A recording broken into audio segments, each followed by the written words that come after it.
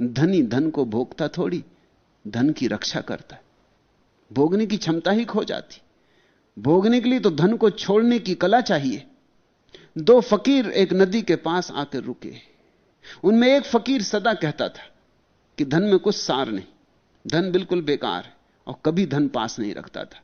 और दूसरा फकीर कहता था वक्त पे जरूरत पड़ सकती, कभी बीमारी है, कभी झंझट है, कभी अड़चन है, कभी यात्रा है, कभी भोजन की जरूरत, थोड़ा साथ रखना चाहिए, धन काम का है।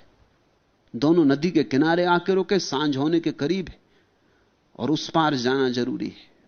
और जो माझी है वो कहता है कि 1 रुपए से कम नहीं लूंगा, क्योंकि मैं थका मांदा हूं और ये मेरी आखिरी बार जा रहा हूं, फिर अब दोबारा आऊंगा नहीं, दिन भर हो गया मेहनत करते करते। जिस फकीर के पास रुपए थे उसने 1 रुपया दिया, वो दोनों फकीर नाव पार कर लिए।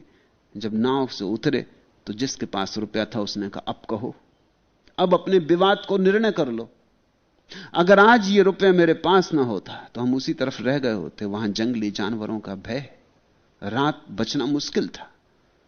नदी पार उतर गए तो अब बच जाएंगे, अब धर्मशाला पहुंच जाएंगे, गांव आ गया, अब निश्चिंत होकर रात सो लेंगे। तुम क्या कहते हो? वो फकीर हंसने लगा। उसने कहा हम धन के कारण नहीं उतरे, तुम धन दे सके, उसको 1 रुपया दे सके, इस कारण उतरे। रुपया होने से नहीं उतरे, क्योंकि होने से क्या होता था अगर तुम देने को राजी ना होते। उतर सके देने के कारण। विवाद फिर अपनी जगह खड़ा हो गया। धनी तो अक्सर धन को भोग नहीं पाता है, क्योंकि धन भोगना हो तो धन को भी देना पड़ता है।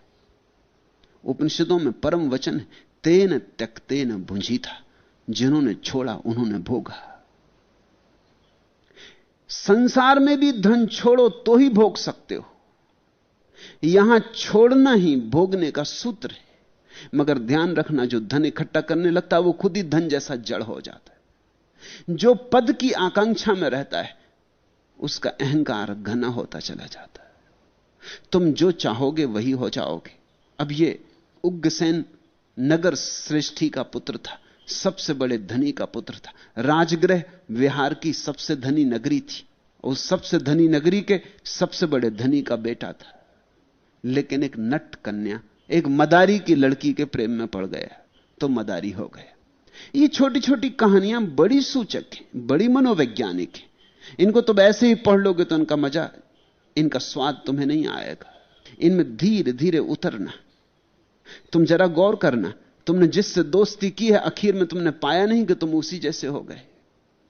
दोस्ती की तो बात छोड़ो, किसी से दुश्मनी भी अगर कर ली तो भी उस जैसे हो जाओगे, क्योंकि उसी का चिंतन करोगे, उसी का हिसाब रखोगे। वो कैसी चालें चल रहा है वैसी चालें तुम चलोगे।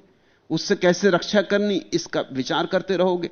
सदा उसका विचार करते करते तुम भी उस जैसे हो जाओगे। दुश्मन भी एक जैसे हो जाते हैं, क्योंकि दुश्मनी भी एक ढंग की दोस्ती है।